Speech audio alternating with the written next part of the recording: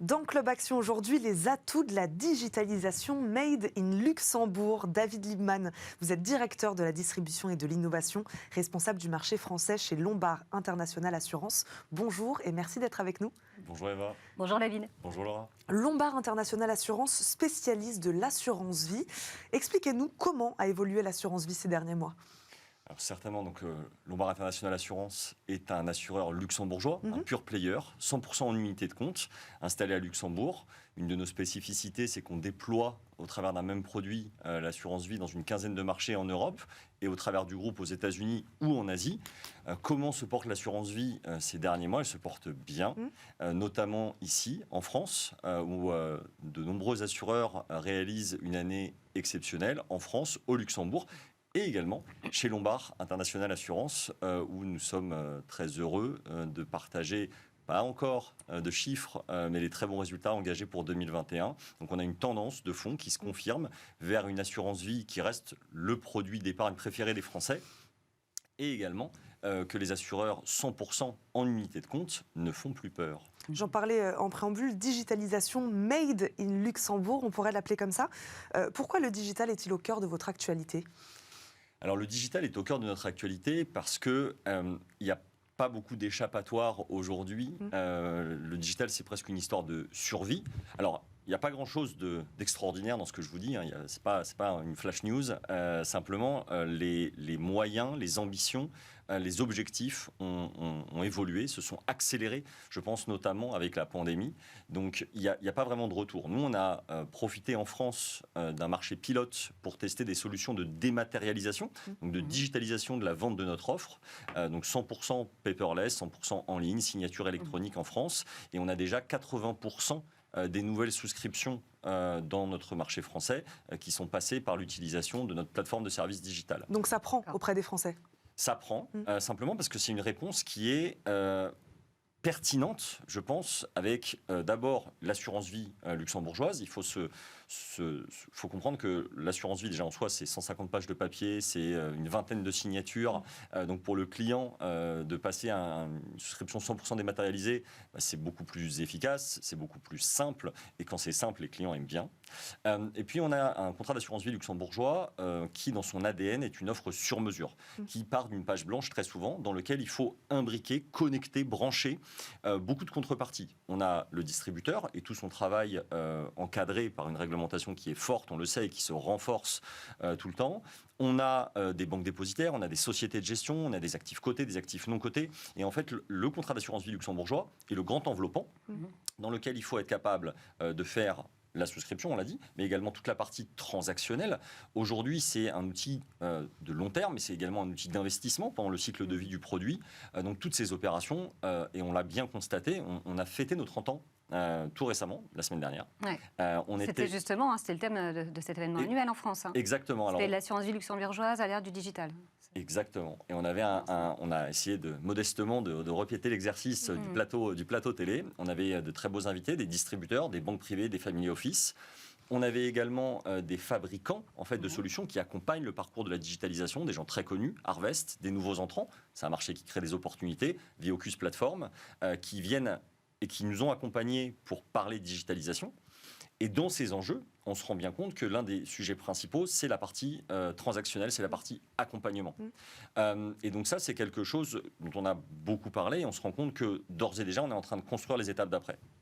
C'est-à-dire qu'il ne s'agit plus simplement de faire de la signature électronique, de se débarrasser du papier, mais simplement d'avoir tout un parcours autour du cycle de vie de l'assurance.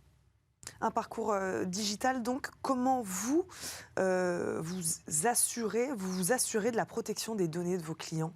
Ça, c'est un sujet extrêmement important. Il faut savoir que quand on est à l'échelle du Luxembourg, il faut savoir que le secret qui est lié à la data, bien avant GDPR, bien avant RGPD en France, c'est des choses qui étaient du cœur business, j'ai envie de dire, au Luxembourg, parce que le secret, comme on l'a en Suisse ou comme on l'a à Luxembourg, c'est du domaine du pénal. C'est-à-dire que si on vient à partager des datas privées, de l'information client à une tiers partie qui n'a pas d'autorisation, les choses peuvent rapidement s'aggraver. Ça a été renforcé aujourd'hui avec RGPD, c'est-à-dire qu'il y a tout un tas de consentements aujourd'hui obligatoires à obtenir de la part de nos clients.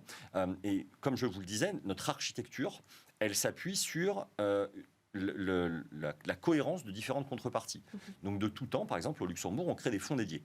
Un fonds interne dédié, par exemple le FIL, qui est une unité de compte luxembourgeoise, c'est un mandat de gestion qui va être donné à une société de gestion qui va gérer en fonction du profil du client, de l'univers d'investissement, et avec lequel on va forcément partager, par exemple, le profil de risque du client pour s'assurer de la bonne adéquation. Et dans tout ce partage de data, on a déjà tout un tas de sets documentaires qui permettent de ne pas créer de breach.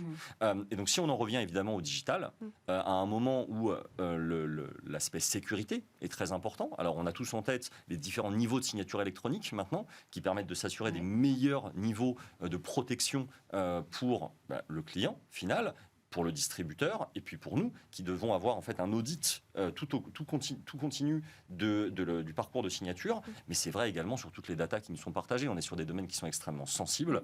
Donc on crée des coffres-forts numériques, on crée des parcours qui sont extrêmement sécurisés. Et enfin, un point sur l'échange, parce que c'est aussi au cœur de nos enjeux. On crée des plateformes propriétaires. Nous, on crée un environnement de service. Notre plateforme de service s'appelle Connect. Nos partenaires ont également leurs propres outils, que ce soit les CGP, que ce soit les banques privées.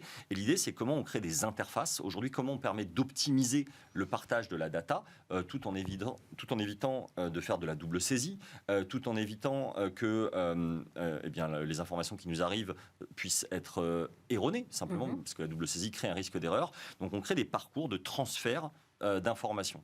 Et donc là, évidemment, la sécurité, pour en revenir à ce point-là, c'est un point essentiel. Donc on travaille évidemment sur des API, donc qui sont des formats d'échange technologiques qui permettent justement d'optimiser cet échange de data dans un environnement sécurisé. David Liebman, vous disiez tout à l'heure que ce n'était pas une révolution dans le secteur, c'est quand même un changement de paradigme qui s'opère là. Alors clairement, parce que en fait, c'est un aller sans retour, c'est-à-dire qu'aujourd'hui, quand on a commencé à dématérialiser et que beaucoup de choses se sont accélérées, par exemple avec la pandémie... Oui, c'est ça, c'est vraiment la responsable de cette accélération, cette pandémie. Bien sûr, avant la pandémie, dans nos process, dans ceux qui étaient enregistrés comme étant valables, on avait par exemple pour la plupart de nos marchés, sauf la France qui avait basculé déjà dans le digital, l'obligation de recevoir des originaux signés des contrats. Évidemment, quand on ne peut plus aller à la poste, ça pose quand même un petit problème. Donc, on a basculé sur l'utilisation et la reconnaissance de la signature électronique. Ça demande à faire évoluer les process, mais ce n'est qu'un début. Je le disais, on a, lors de notre panel, beaucoup échangé sur ces sujets-là, et on a fait appel à un cabinet de consultants qui s'appelle Periclès, qui est allé sonder notre marché de distributeurs, et pas uniquement en France, également en Belgique, en Italie, en Suisse, au Luxembourg. Il y a des différences, du coup ? Pour comprendre les enjeux. On est sur un marché qui est extrêmement hétérogène. On a, et c'est pas pour faire cocorico la French Tech, mais on a quand même une certaine avance, une certaine maturité en France, et encore plus étonnant, on se rend compte par exemple que le marché des CGP est en avance par rapport au marché de la banque privée. La banque privée qui a évidemment une capacité d'investissement forte dans ce secteur-là, pour qui c'est une priorité. Mais ce que l'on sait, quand on travaille dans cet écosystème en France, c'est que de tout temps, il y a eu déjà une digitalisation des services dans le marché des conseillers en gestion de patrimoine, que ça s'est accéléré et qu'aujourd'hui, tout converge, tout se rejoint. Et c'est ce que je disais tout à l'heure, dans cette étude qu'on a faite avec Periclès, on comprend les enjeux, on comprend que ça s'accélère, on comprend qu'il y a ces enjeux de chacun crée son système propriétaire, que le grand enjeu, c'est l'interfaçage, c'est la communication entre les systèmes, parce que, in fine, on parle beaucoup de digitalisation, mais on est quand même sur des métiers qui sont complexes, dans des métiers où il y a encore énormément d'interventions humaines, d'expertise. Il ne faut pas oublier l'humain, là, c'est toujours l'humain reste au cœur quand même. En fait, il faut comprendre quelle est la valeur de la digitalisation. C'est-à-dire que la valeur de la digitalisation, c'est de créer du temps, de créer de la scalability, de l'effet volume, de réduire le risque, de créer de l'automatisation pour dégager du temps à valeur ajoutée pour nos clients. Nos clients, ils n'ont pas envie de passer 5 heures en rendez-vous pour remplir un bulletin de souscription. Évidemment. Par contre, ils ont envie d'être bien conseillés. Ils ont envie d'avoir quelqu'un qui soit disponible. Et ça, c'est le rôle de dégager du temps à valeur ajoutée pour nos partenaires, pour nos distributeurs, qui sont avant tout des conseillers et qui ne sont pas là pour remplir des formulaires. Évidemment. Pour les middle office, qui peuvent travailler avec eux, de s'assurer que la data, on en parlait, soit sécurisée, soit bien échangée. Et puis pour nous, parce que évidemment pour nous qui sommes l'assureur, le fait de recevoir toute cette data dans les systèmes directement d'administration sans avoir à la ressaisir au bon endroit, ça crée des gains d'efficacité énormes et ça nous permet de mieux développer notre produit, de prendre du temps pour venir communiquer auprès de vous et donc en fait d'assurer plus efficacement, dans un environnement plus simple, notre travail au bénéfice avant tout du client et de nos partenaires. Merci David Liebman de nous avoir accompagnés. Je le rappelle, vous êtes directeur de la distribution et de l'innovation, responsable du marché français chez Lombard International Assurance. Merci, Merci à toutes. beaucoup. Merci, David. Et on termine cette émission comme chaque jour par le Club Expert.